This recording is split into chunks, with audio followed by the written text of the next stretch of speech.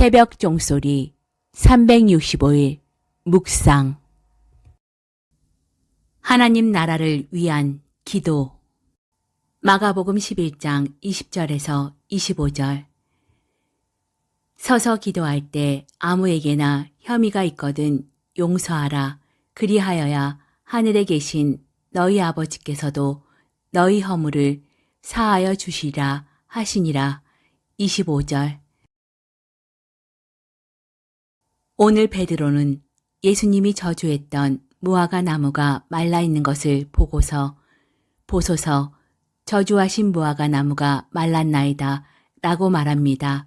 그러자 예수님은 베드로에게 하나님을 믿으라는 믿음의 말씀을 주십니다.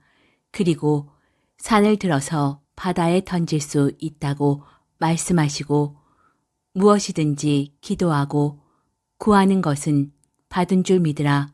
그리하면 너희에게 그대로 되리라고 약속하십니다.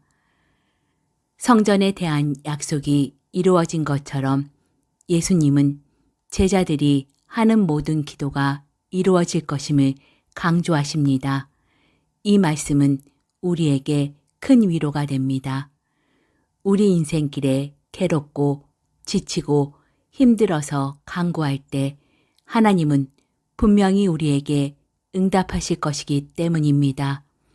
그러기에 우리는 아무리 절망의 순간이라도 하나님을 향해서 기도할 수 있습니다.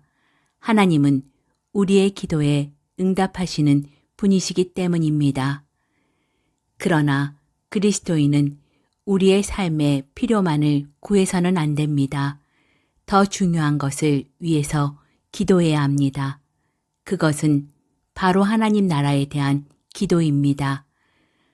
하나님 나라에 대한 기도는 이 땅에서 하나님의 뜻이 이루어지는 기도입니다. 세상에서 하나님 나라를 이루기 위해서 가장 필요한 것은 무엇일까요? 바로 용서입니다. 그러므로 예수님이 기도할 때 아무에게나 혐의가 있거든 용서하라. 그리하여야 하늘에 계신 너희 아버지께서도 너희 허물을 사하여 주시라고 말씀하시면서 그리스도인들에게 세상에서 먼저 용서하는 사람이 되기를 요청하십니다. 세상에서 우리가 먼저 용서하면 하나님은 그 용서를 통해서 세상을 변화시키실 겁니다. 오늘 하루 우리의 기도가 응답되기를 원합니다. 그리고 누군가의 잘못을 용서함으로써 하나님의 나라가 이 땅에 이루어지기를 간절히 기도합니다. 내 모든 희망이 사라졌다 해도, 내 모든 계획이 무너졌다 해도, 슬픔과 고통이 나의 앞에서 나를 기다린다 해도 주님은 절대 포기하지 않으십니다.